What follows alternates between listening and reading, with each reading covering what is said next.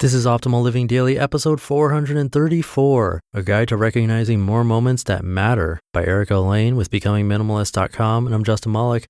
What's going on, old friend? Welcome back to the show where I simply read to you like a bedtime story, but not. I guess you could use this to help you fall asleep, but I'd rather you actually take the information in. That would be optimal, if you know what I mean. Anyway, I like to keep these intros nice and short when possible, but I'll quickly note that this post was written by a guest author on Becoming Minimalist. So it's not by the usual author, Joshua Becker. This is by Layne. You can find more info about her on the original post. So with that, let's hear that post and start optimizing your life. A Guide to Recognizing More Moments That Matter by Layne with BecomingMinimalist.com. We sat in a circle, crisscross applesauce, with our knees touching, making a pen out of our bodies, a pen that contained two of the fluffiest, most silky smooth bunnies you've ever seen. The kids and I stroked their fur until one named Lily, a boy bunny who was clearly named by the little girls who own him, hopped over our legs and made a break for the rose bushes, his favorite hiding place. It was a chilly but sunny afternoon, a break in back-to-back storms, and it happened to be one of those rare but invaluable instances where I paused and thought, this. In 30 years, I may not remember the details of our Disney trip or what toys the kids received at Christmas, but I might just remember this. Laughing with my kids in the grass, snapping photos of their smiles, trying not to get pricked by the rose thorns when it was time to round up the rabbits. What we miss. Simple living is about clearing the excess, the stuff, the obligations, the self-imposed expectations, so we have room to notice and settle into the moments that make up our lives. But sometimes, even with the excess in check, we still manage to miss the moments that give our lives real color and purpose. I mean, sure, we experience the moments, but too often we pass through them as if life is on fast forward. Because of this, we derive only a fraction of the joy that we could have experienced had we just moved a little slower, had we just recognized the moment in the first place. Why? We miss them for a dozen reasons. Maybe we're preoccupied with planning for better moments, like the time I sat at my laptop booking an epic weekend camp out for the family, while my daughter tried to show me her newly mastered somersault 3 times before she finally caught my attention. The irony, right?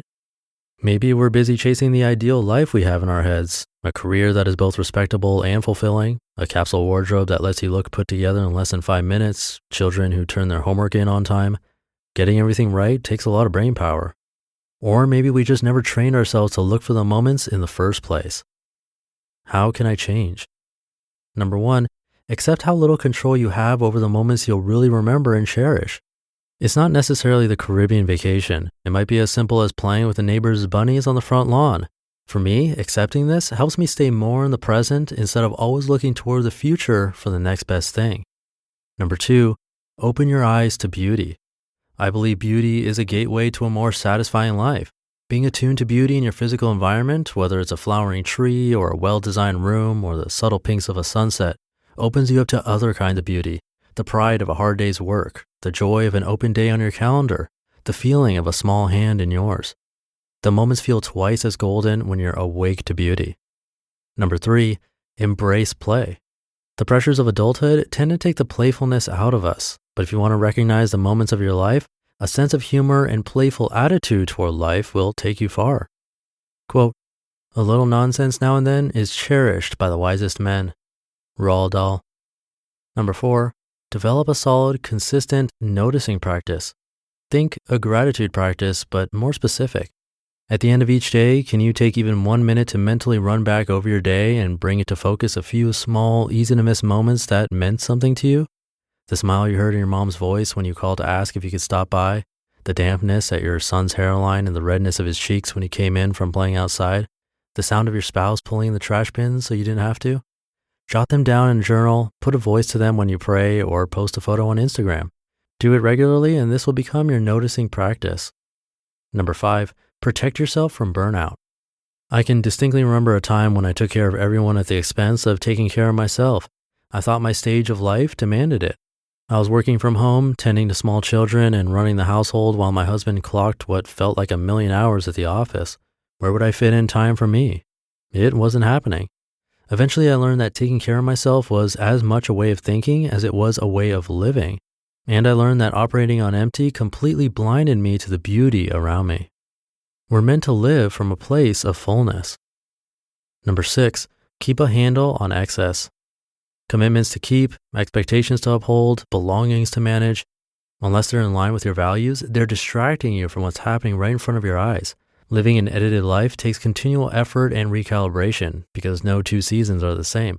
But it's worth it when it means living your life with your heart and eyes wide open. Number 7, change your story. Dwell in the positive. Even more than anything above, I think it's often the script in our heads that keeps us from settling down into the present. If you're discontent with where you are, or if you're down on yourself or who you are, how will you ever cut through that to see the good, especially on a consistent basis? Watch the thoughts that are running through your head, acknowledge them, and begin to craft a new script. Here's to fewer distractions, less self-doubt, and more awareness of the moments that make you think this. You just listened to the post titled A Guide to Recognizing More Moments That Matter by Layne with becomingminimalist.com. And I'm not going to mention anything self-promotional here at the end of the show because I've had a few sponsors this week, which is helping a lot to cover the debt that I took on to run these 4 podcasts. So I'll give you a break from promotional stuff. I hope you have a great Friday and start to your weekend. I will be here over the weekend reading to you some more, actually from a brand new blog for this show. So I'll see you there where your optimal life awaits. Hey, this is Dan from the Optimal Finance Daily podcast, which is a lot like this show, except more focused on personal finance.